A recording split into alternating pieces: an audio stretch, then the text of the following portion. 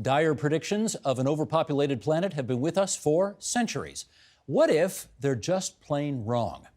That's effectively what Darrell Bricker and John Ibbitson argue in their new book. It's called Empty Planet: The Shock of Global Population Decline, and it brings collaborators Darrell Bricker, the CEO of Ipsos Public Affairs, and Globe and Mail writer-at-large John Ibbitson to our studio tonight. Great to have you two gents here. Thanks for having us. Let's set this up. This will take a bit of time, so get comfy. 1968, Stanford University. Paul Ehrlich writes perhaps the most famous book on the fears of overpopulation. It's called The Population Bomb, and he begins the book thus: "The battle to feed humanity is over. In the 1970s and 1980s, hundreds of millions of people will starve to death." A decade earlier, in 1958, the great prognosticator of societal doom, Aldous Huxley, had this to say in an interview with the great Mike Wallace. If you would, please. Force which in general terms can be called overpopulation, the mounting pressure of population pressing upon existing resources. This, of course, is an extraordinary thing. Something is happening which has never happened in the world's history before. The whole essence of biological life on Earth is a question of balance, and what we have done is to practice death control in a most intensive manner, without balancing this with birth control at the other end. And now one more, something for our generation here. 1973, Hollywood, Charlton Heston, Soylent Green. Let's go. New York City, in the year 2022. Nothing runs anymore. Nothing works. But the people are the same, and the people will do anything to get what they need. This is the police. What they need most is Soylent Green. The supply of Soylent Green has been exhausted. Remember what Soylent Green is? Oh, yeah. We talk about it in the book. We won't give it away. We won't give it away. Okay, John, you first. The fears of overpopulation clearly have been with us for a long time. To what extent do you feel this book puts that to rest? Well, not to rest. It raises a question about it, though. And by the way, those fears are with us still. If you're watching Netflix, if you're going to the movies, how often is the plot premised on the notion that we have so overpopulated the Earth that we've despoiled the atmosphere and we can only live on moons of Jupiter? So it's with us still. And not surprisingly, the United Nations Population Division believes that we will get to about 11.2 billion people by the end of the century, more than 4 billion, more than are around right now. And that's going to produce a lot of stress on the environment, on society. But there is a growing body of demographers who believe that the UN is wrong. Well, let's put the numbers up since you've just brought it up. Go ahead, Sheldon. We'll get this graphic up. World population prediction. There it is in 2017 at 7.6 billion, and it goes up the year 2030 to 8.6. By the midway part of the century to 9.8 billion, and as John just suggested, by the end of the 21st century, 11.2 billion people on this planet. Okay, Mr. Bricker, what do you think of the prognostication? Well, it's all based on a model that has a lot of problems with it. I mean, it's based on a model that I think has proved accurate in the past. I think it's got a pretty good record. But the problem that they've got is that there's things that are changing so rapidly that aren't taken into account in the way that they do the modeling, that they're missing the fact that the change that they suggest needs to happen has already started to happen and has been happening for a number of years. The notion that this population bomb has been, over time, gathering steam and will eventually at some point explode is about the most conventional wisdom going today, and in fact, you can go decades, if not centuries, into the past. Where did you get the notion that this might not be accurate? Well, it was in fact something that we had both been watching for some years. This demographer, and then that demographer, and then that demographer. William Lutz, I guess, is the best known of them in Vienna, and was saying, they're just not taking into account this, and they're just not taking into account that.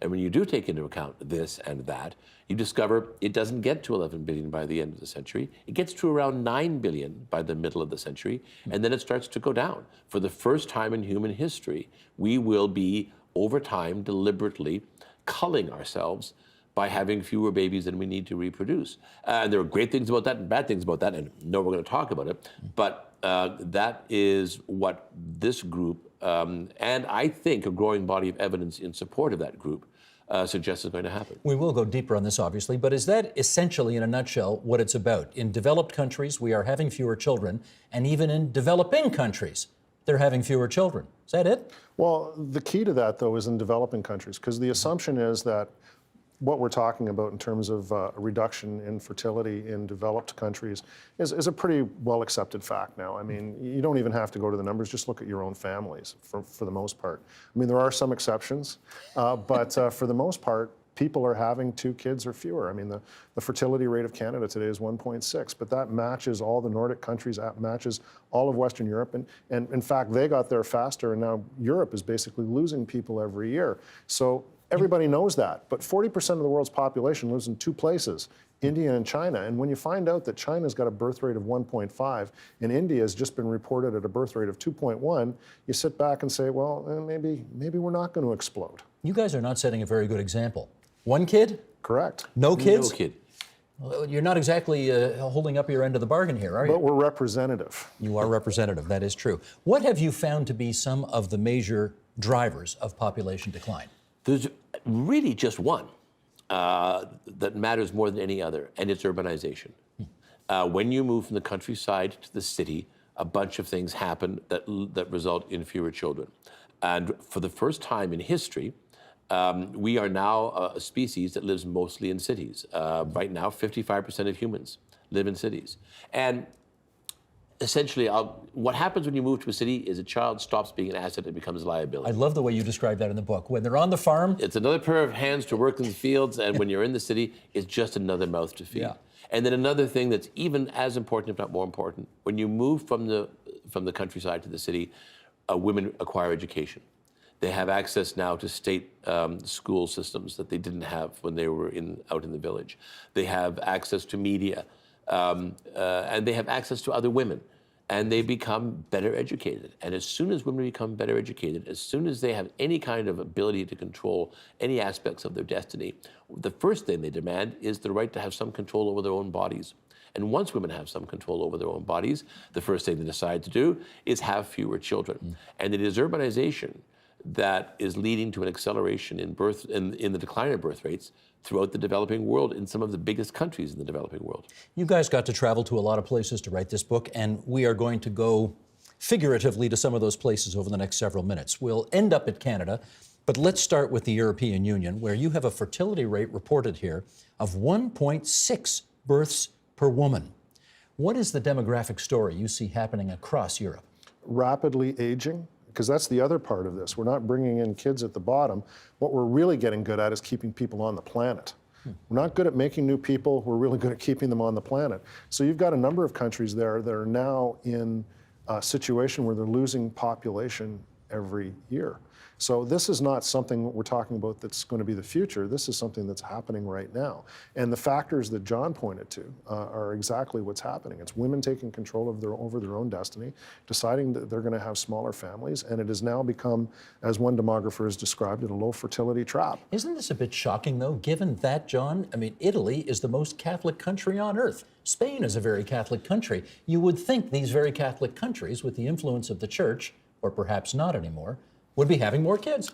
2 other things that happen when you urbanize, and by the way, we haven't said, and probably should, the number 2.1. 2.1 is the number of children on average that women need to have in order to sustain a population. Can I just stop you there? Like 2 I get. Why 2.1? Children who don't live to become women themselves, that's essential. Basically, infant mortality. Or aren't capable. Got it. So if you're over 2.1, your society grows in population. If you're under 2.1, you start to lose population. And another thing that happens when you move to the countryside to the city is the power of religion declines. There isn't a religion in this world that in its conventional form does not agree with every other religion in this world that men are more important than women. Women should stay in the home and look after the needs of the family and the man, and that women should have lots of kids. That's pretty universally a constant. But when you urbanize, the power of religion collapses, and suddenly people stop going to mass or whatever it is they're not going to, and fertility rates decline. Also, the power of the clan. In a village, It's all about you and your family and your extended family. So all those aunties who are trying to convince you that it's time you settled down and got married and had a kid. You move to the city, it's not about the aunties anymore. It's about your coworkers. And when was the last time a coworker urged you to have a baby? Good question. Does it ever happen anymore? Not when I've been around. Yeah, not in the offices that I've worked in. Yeah. No, it's Let's talk about immigration policy as it and the differences between Western European countries, which have tended to be more open to immigration, and Eastern European ones, which have tended, certainly lately, to be much more closed. How does that have an impact on all of what we're talking well, about? one of the solutions to this, if you believe that population decline is a problem that you need to deal with, is immigration. Canada is an example of a country that's figured out a way to deal with this. There are not many other countries that have. The United States, certainly, Australia to a certain extent, but most of Europe has now, in contemporary times, really struggled with this question. So one of the issues that they all deal with politically is populism, and one of the biggest drivers of populism and populist views, nativist voting, has been change of culture due to immigration. So it is a temporary solution, but it's a very, very difficult solution to implement. Japan, for example, one of its obvious solutions is losing about 400,000, 450,000 We're going to get there. Hold off on people a Japan. year, but they don't immigrate. There's Right. no immigration. We're going to get there. The province of Quebec has for a long time tried to pay women to have more kids. Spain created, do I have this right, a sex czar? Yes. Yeah. To attempt to get people to have more children. They have a birth rate right now of 1.3 births per woman. Historically, John, how successful have these attempts been to get people to have more children? Not successful enough and never permanently successful. The whole Scandinavian Nordic model was actually premised on concerns that dated back before the Second World War, that their populations were going to go into decline because they had very low birth rates. So, extended parental leave, state support for daycare, child payments, you can ride on the tram for free if you've got a baby stroller. All of those things do have some impact. Quebec's move to subsidized daycare did have some impact. It brought Quebec from the lowest fertility rate in Canada up to about the middle of the pack. But it never brings you up to 2.1. No society has ever been able to convince people to get back up to a replacement rate. And these are very expensive programs. And almost invariably, whenever the next recession hits, those programs get cut back. First thing to go. Okay, should we go to Japan now? Sure. Here's the thing. Japan in the 20th century was an economic marvel. But now you've got an old society having kids at a rate of 1.4 births per woman. Take us down the road and talk to us about the potential economic consequences of an old and shrinking Japan. Well, the biggest problem that they have is they don't have consumers. When old people don't buy the same number of things that young people do, and if we have an economy that's based on consumption, you're always going to struggle with that. And when you take a look at the cost of a population like that, old populations are extremely expensive populations. Pensions, healthcare, all of the issues that you have to deal with as people age are extremely expensive for a shrinking number of people in the population to pay for. So the potential for a real generational difficulty in Japan is looming. It's already started now, but it's really going to be a problem as they roll into the future. Now, for many countries, John, in this pickle, they would simply open the doors to immigration a little wider and settle it. You tell us that it really isn't an option for Japan. How come? Well, it's cultural, and it's not just Japan, of course. China. We are still talking about the world's largest country in terms of population, not for long, but right now, 1.3 billion people. They have a fertility rate of 1.5. They're half a baby shy. Now, they've lifted the disastrous one-child policy in hopes that they could get people to have more kids. That won't work. The low fertility trap, as it's called, says that once a society gets used to a low birth rate, it gets used to a low birth rate. People just have 1 or 2 kids or maybe just a dog. So China's fertility rate is not going to go up, or at least not up much. It's going to start losing population in the next decade. And in fact, the kind of consequences, economic and geopolitical, of Chinese population decline are something I think we haven't thought about and need to think about. But the Chinese just don't accept immigrants. Eastern Asian countries just don't accept immigrants. Just as in Eastern European now, increasingly there are countries there that say, don't tell us about the numbers, don't show us the reports, we just want to be Hungarians living in Hungary and keep the foreigners out. And if you have that attitude, and I understand that attitude, it's not endemically racist, it is just very culturally exclusionary. But if you have that attitude, things are not going to go well for you in this century. Do they not understand that that's possibly a death sentence? They understand it. I think they do. They just don't care. I mean, they would rather shrink and be united than expand and be divided. If China becomes more like Japan, and I guess part of the issue here is because of the one China policy, you've got many more men than women. So you've got many fewer women to have these 60 babies. million. 60 million more men than women. Yeah. Huh. Okay, 50 years down the road, what does China therefore look like? It's a real mess. And the reason is because you're going to have a lot of frustrated men who are never going to be able to fulfill what one of their cultural destinies is, which is to create a family in order to be able to take care of their parents because they don't really have a state welfare system there. So it's going to be an extremely difficult problem. I actually like the way the economists put this, which is China is going to get old before it gets rich enough to be old. It's going to be old before it's rich enough to be old. Interesting. India, I mean, again, the conventional wisdom on India was that women there are having lots and lots and lots of babies. All wrong. But apparently, you've reported that it's 2.4 births per woman, which is sort of above the replacement rate, but not very much. John, the United Nations predicts their population will peak in the year 2060 at 1.7 billion, up from 1.3 billion today. Do you agree with that prediction? No, we don't. And by the way, our book is wrong. We might as well just get it out there right now. In the book, we say that the fertility rate of India is 2.4 births per woman, which is a modestly increasing population. But when you've got as many people as India, that's a lot of growth. But The Lancet published a report in November, sponsored by the Bill and Melinda Gates Foundation, literally with hundreds of researchers from dozens of countries around the world. Almost all the data in The Lancet is different from the data in our book, and it's all lower than it is in our book. And one of the pieces of data in our book reports that India is now at 2.1. So it's worse, actually. India is at replacement rate. And the interesting thing was when I was in India doing the research for the book, Indian demographers were telling me that, but the UN still had India at 2.1. Why does the UN Or 2.4. 2.4. Why does the UN persist in putting out information that seems to be incorrect? Well, because they have an extremely conservative view of population modeling. And that extremely conservative view says that if it didn't happen before, it won't happen in the future. It's all based on past estimates and what's happened in countries previously. So if cultural change is happening to the degree that John and I are talking about, which is through the process of urbanization, through the process of women changing their lives, and it's all happening in front of you, their models can't take it into account. But I think what you're going to see from the UN progressively as we go through this next decade is they're going to continue to adjust their estimates down. They've adjusted India down most recently from 2.4 to 2.3. I don't want to ascribe motive here, but the fact is, the United Nations gets money from countries around the world to deal with population issues.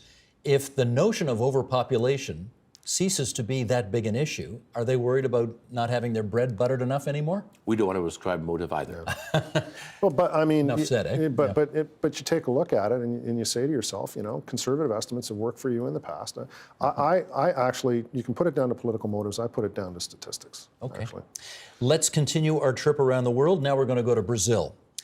Brazil, where again, one would assume a fertility rate that would be very high. You've got it at 1.8 births per woman, which clearly is not replacement. What is the mystery of their fertility rate? For me, this was just the most fascinating thing about the book in terms of discoveries, because we couldn't figure this out. 1.8, it is a poor society. It is a society where machismo is still rampant. Women are very much constricted in their rights, especially women in the favelas, in the poorer parts of the country. Women have babies early in Brazil, which means they should have them often, and yet 1.8. So when I went to Sao Paulo, talked to a group of researchers, talked to some university students, went into a favela, and two things we discovered, and this is well documented. One is they've electrified the favelas, and as a result of electrification, there are now televisions in the favelas. Not sort of every shanty, but enough for people to gather around. What do women gather around and watch? They watch the soap operas, the Brazilian soap operas. Telenovelas. In the favelas. Where they find wealthy, sophisticated women living extremely unconventional lives in terms of domestic relationships and not having children. And it produces we want to be like them effect. Secondly, there's public health care in Brazil, but it's not very good. When a woman wishes herself to stop having kids, the guy who's coming home on Saturday night may have different ideas, but she no longer wants kids. She goes to the doctor, and the doctor says, and again, this is very well documented, I can declare that you have a problem pregnancy. As a result of having that risk birth, we can perform a cesarean section. I will get more money as the doctor, and while I'm in there, I'll do tubal ligation. It's called shutting down the factory. And sterilization has become one of the most prominent means of birth control in Brazil. And that just, for me, in terms of the unintended consequences of public policy, that's got to win a prize. And by the way, it's the same in India. They have the highest rate of sterilization of any country in the world. So even if they wanted to turn it around, they can't. But also, and this is a shocking thing about India, we do see it in China. Everybody seems to acknowledge that there's a deficit of women in China. It's the same size deficit in India. Same type of cultural exclusion of female children. And by the way, we are talking about sex-selective abortions. Yeah. We're having more men than women because they are deciding to have abortions until they get a boy. Okay, continuing our look around the world. Let's go to Africa. Kenya. Big birth rate still in Kenya, yes? No. Not even in Kenya. Kenya has gone through an amazing transformation over the space of the last 25 years. So even in the last decade, Kenya has gone from a birth rate of roughly around 5 to somewhere between 3 and 4. It's lost a whole kid in a decade. And it really is a product of two things. One of them is massive amounts of urbanization, slower than it's happened in other places, but they're now going through the same things that Brazil has gone through and other countries have gone through. And also education and the influence of education. There's has been a big push on public education in Kenya.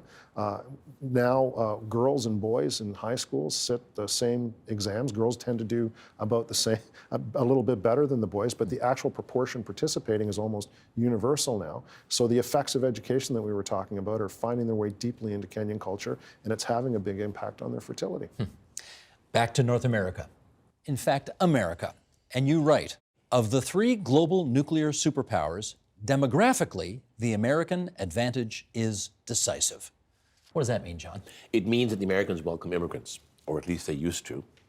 Now, the Americans only bring in immigrants at about 1/3 the rate of Canada on a per capita basis, but they still bring in 1 million people a year, and that's a lot. And they have a huge advantage in that not just economically powerful, but culturally powerful. People want to come to the United States. Also, the weather is good in most parts of it.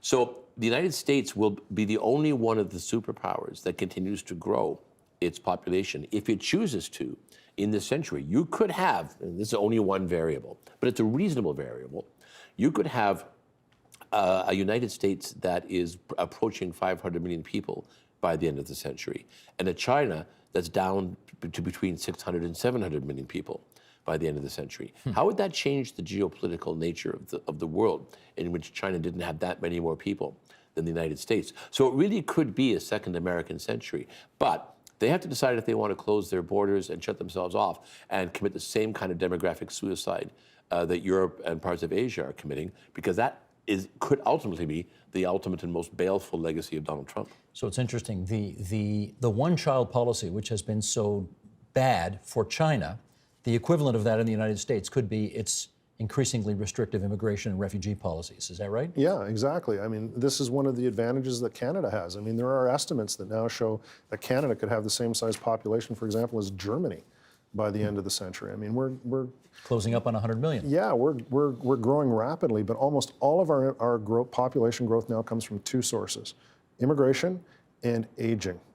So we're really good at keeping people alive. We're really bad at making new people. 1.6, right? 1.6. 1.6 is the Canadian fertility rate right now. 1.6 kids per woman. By the way, one of the things that surprised me in the book, Indigenous fertility rates. The everyone knows argument that there's a very high birth rate among Indigenous Canadians, and that they're going to become a larger and larger portion of our society. The fertility rate among Indigenous Canadians is 2.5. It is falling rapidly. This is the last large generation of Indigenous young. And this is happening not just in Canada, but in the United States and New Zealand and Australia. Australia, yeah, too. Indigenous fertility rates are going down just as they are going down everywhere else. And why wouldn't they? If we see a world 50 years from now, where 50 to 100 years from now, where the rest of the world's population is shrinking, but ours is increasing, how does that change potentially Canada's place in the world 50 to 100 years from now? Well, all those aspirations that we have about being a country that punches above its weight, well, we'll actually have weight. I think we'll become a more significant player in the world. But the other thing is, I think we become a significant example. So if a country wants to be able to deal with this population problem that they have, which is the problem not of overpopulation, but of underpopulation, Canada is a place that you can look as to how you can deal with that. And a lot of that has to do with building the type of immigration policy that people can accept in the country, because they're not just going to do it out of the goodness of their hearts.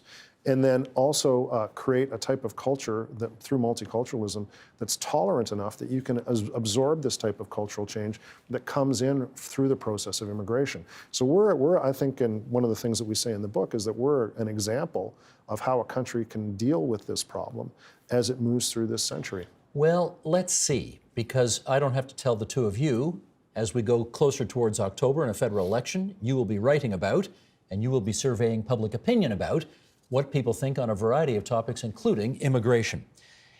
If you were a center-left party in Canada trying to convince people of the good things about immigration, or if you were a more conservative party that believed in immigration, what's the case that you want to be making right now in the lead up to a federal election? Well, let's make the center-right case, because the center-left case is obvious. Pretty easy, yeah. But the center-right case is, in fact, the Canadian case. This country has pursued, since the late 1800s, an utterly selfish policy of bringing in immigrants to grow our economy. It was harder to convince people to come to Canada than to come to the United States. So we had to really go out and beat the bushes. Clifford Sifton, the immigration minister, sent agents out into Ukraine and Poland and other parts of Eastern Europe and said, come to Canada, it's not as bad as you think. And so we have entrenched in our ethos, and you saw this in the Stephen Harper government, which increased immigration levels and reformed the immigration system throughout its decade in power. The ethos that, yes, we should bring in some refugees because we are a compassionate country and people are in trouble around the world, but mostly we should just strip the brightest and best out of other developing countries and bring them here to grow our own economy and our own society. And I mean, you can debate whether it's ethical to do such a thing, but we do it. If you look at the current system for foreign students, we've, I think, quadrupled the number of foreign students in our universities and colleges now. They are entitled automatically to a work permit as soon as they graduate, and they are basically guaranteed permanent resident status if they want it, because we know they are going to make great Canadian citizens. That is a terrific, selfish, self-interested, capitalist right-wing argument for large numbers of immigrants. Do you see any right-wing party making that argument in the lead up to the election? The Conservatives, if they want to have any hope of winning the next election, because the counter-argument, which is we need to preserve Canadian culture and Canadian identity, they're stealing our jobs, they're taking our wealth from us, that argument is not going to play, as you well know, Steve, in the ridings around the big cities throughout the country that are full of immigrants and that elect the government. And we wrote another book about that. I do recall. We're regressing now. You gents might have been here on that one too. Yeah. Let me read this to you, Darrell, and then I'll get you to comment on this. Sheldon, if you would. This excerpt from the book, Empty Planet. In the broader context, refugee movements are insignificant. The real tectonic forces reshaping societies and economies is the decade after decade flow of economic migrants from poorer countries to richer countries. That shift in labor isn't accelerating. It's slowing down. It will slow down even more in the future. We are faced with a looming shortage of migrants.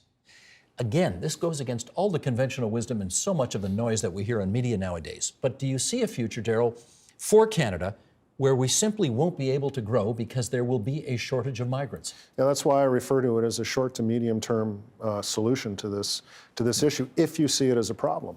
The reason is because the places that we bring most of our immigrants in from are mostly Pacific nations. So the number one source of immigrants to Canada these days has changed from the Philippines to India again. Has This year, yeah, it's back up to India, the Philippines, and China. All of those places are going through this population transformation that we're talking about, and they're running out of young people to send us.